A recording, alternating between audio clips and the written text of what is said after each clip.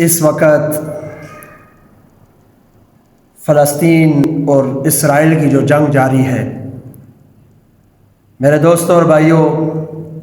طاغوتی طاقتیں ساری اکٹھی ہو گئی ہیں۔ یہودی سارے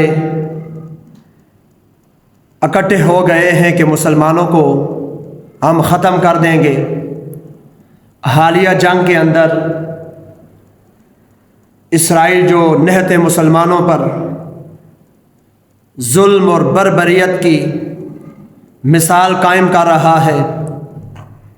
اور پھر اس کی حمایت جن ممالک نے کی ہے، امت مسلمہ کے سربراہان کے نام میرا یہ پیغام ہے کہ اس وقت انہیں سوچنا ہوگا، اس وقت انہیں متحد ہو کر اسلام کی بقا کے لیے اور مسلمانوں کی بقا کے لیے جنگ لڑنا ہوگی، اور بیت المقدس کے لیے، اس کو آزاد کروانے کے لیے انہیں اکٹھا ہونا پڑے گا،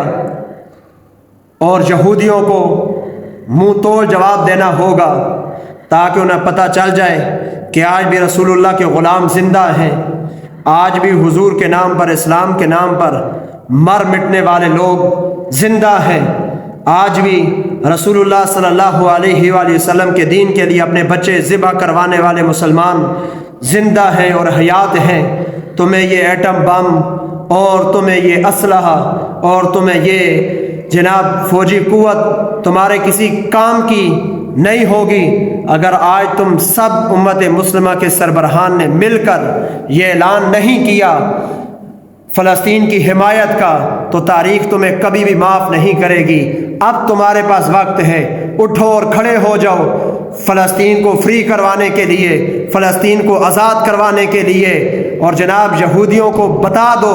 کہ غیرت مسلم آج بھی زندہ ہے۔ اسلام زندہ باد، اسلام زندہ باد۔